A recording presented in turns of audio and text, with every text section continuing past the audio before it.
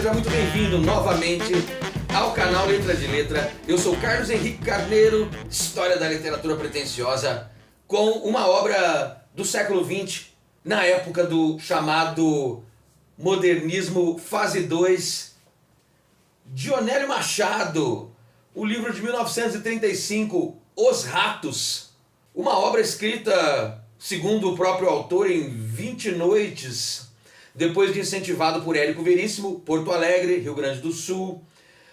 O médico Dionélio Machado acaba construindo uma história que, segundo ele, estava pensada há anos. É a história de Naziazeno Barbosa, funcionário público, casado com Adelaide, pai de Mainho, filho que está aí já adoentado. Gente, o livro dura 24 horas, um dia, desde o perrengue, o pega com o leiteiro, por volta de 6 da manhã, algo do tipo, quando o leiteiro, cobra de Naziazeno 53 mil réis, que é a dívida que ele tem, ele não consegue pagar. Até o final da história, quando o leiteiro retorna e, pelo ponto de vista do personagem, sabe-se que o leiteiro depositou o leite de volta, mas Naziazeno precisa renovar aí o seu estoque de energia para começar um novo dia em busca da solução para suas dívidas. O que acontece? Naziazeno Barbosa sai de casa para ir à repartição, identifica seus vizinhos, o amanuense, que é uma espécie de escriturário de fórum da época, década de 1930, reconhece o amanuense, o Fraga, o seu vizinho, e o outro moço mais reservado. Esperam o bonde. E o livro alterna aí o caráter descritivo com discursos diretos, com bastante diálogo, e esse descritivismo por vezes pode cansar o leitor mais moderno, mas a dinâmica dos discursos diretos, as falas dos personagens, acabam aproximando o leitor do âmago dessas figuras. Gente como Duque, Alcides, Costa Miranda, figuras ligadas à agiotagem, ao jogo de corrida de cavalo, cassino, enfim, figuras que transitam no meio de Naziazeno e acabam influenciando um pouco as irresponsabilidades desse personagem principal, o protagonista, digamos, antagonista de si mesmo. É assim, texto narrado em terceira pessoa, narrador onisciente, e que vai induzindo o leitor a caminhar por Porto Alegre, pela repartição, pelos cafés, através do olhar de Naziazeno Barbosa.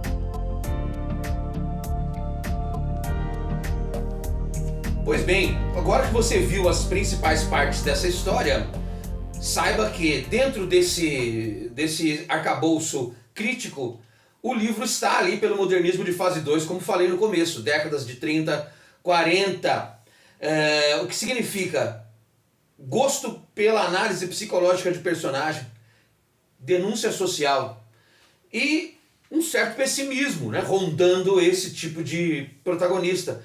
Como se vê também em Angústia, né, do Graciliano Ramos, praticamente no mesmo ano. O Angústia de 1936 é um funcionário público. Se passa em Alagoas, uma figura também pressionada pelo contexto histórico e social, etc, etc. é uma comparação possível com o personagem principal de Angústia. Menos violento do que o livro do Graciliano, menos violento fisicamente, aqui Nazianzeno Barbosa, então, chega em casa, em princípio aliviado, como você viu, por conseguir algum dinheiro. Houve um chiado em casa quando a esposa Adelaide vem recebê-lo, está extenuado, e o chiado se confunde com algum outro gemido, algum barulho do filho Mainho, e dentro do seu quarto, sua cama, ele tem certeza de que existem ratos pela cozinha e que eles vão roer o seu rico dinheiro. O que mais chama a atenção do leitor atento é o fato de que existe essa premonição. O dia virou, o leiteiro provavelmente deixou o leite na casa dele, mesmo tendo prometido que o dia anterior seria o último, antes do pagamento. Mesmo tendo a noção de que o leite chegou, Nazianzeno sabe que precisa começar tudo de novo, né, para conseguir quitar a sua dívida, começar tudo de novo. Enfrentar, a frase é um clichê, mas vai essa mesmo, enfrentar o sistema que o oprime. Um funcionário público desmedido, né, um pouco irresponsável, já disse, né, por conta da aposta no cassino, no jogo. Realmente ele não tem muita coragem de lidar com figuras que são superiores a ele, não tem vergonha de falar com o diretor, até com os próprios colegas, se vê um pouco pressionado pelo fato de incorporar aquele que não paga, embora ele ouça isso do amanuense, o seu outro vizinho. Interessante notar que no episódio do bonde, logo no primeiro terço da história, ele ouve uma narrativa de um espertalhão que vai até o hipódromo para fazer ali seu pequeno comércio. E sempre que a corrida principal termina, pequenas carreiras acontecem. E esse sujeito, chamado então de espertalhão, ele na verdade tem um parelho, né? Tem um cavalo muito bom, um cavalo próprio para corridas, e ele consegue ganhar algum dinheiro ali, porque muita gente está vendo que o cavalo saiu de uma carroça, então não deve ser um cavalo muito bom, mas ele está apenas travestido de burro, travestido de mula, travestido de um cavalo não muito saudável para corridas, mas na verdade ele é um cavalo de corridas, e esse chamado espertalhão ganha algum dinheiro. Nazianzeno também se incomoda com isso. Nazianzeno, por alguns momentos, incorpora o pensamento de uma classe superior a ele, né? Fazendo julgamentos ao vizinho que não paga, a esse espertalhão das corridas de cavalo, ao mesmo tempo que se incomoda com os pedidos do Alcides ligados a fazer cobrança de um sujeito que precisaria pagar a comissão da venda de um automóvel, etc. Ao mesmo tempo que Nazianzeno sofre por estar numa classe social bem prejudicada, né, ele também almejaria, inconscientemente ou não, almejaria estar numa outra classe, e por isso até incorpora esse tipo de pensamento, fazendo julgamento às pessoas mais próximas, mais distantes, no café, na rua, no bonde. Nazianzeno então é uma figura pressionada pela realidade e apresenta aí um caráter depressivo. É um resultado dessa opressão das cidades que se urbanizavam então nesse primeiro terço do século XX. Então ficamos assim, linguagem culta predominantemente, porém repleto de termos que são dúbios, próprios da oralidade. Nas edições mais tradicionais, você, leitor, vai reconhecer uma série de aspas em algumas palavras que podem denotar aí um duplo sentido, um sentido mais figurado, mas as palavras entre aspas não deixam que o leitor escape muito do significado tradicional, apenas reforçam a ideia de que o leitor vai conhecer Porto Alegre e os dramas da cidade através do olhar de Nazianzeno. Repare que o nome dele também se liga sonoramente a náusea, né? Uma angústia, o filho doente, rato que lembra doenças também, aquilo que se degenera, aquilo que é o organismo consumindo o outro.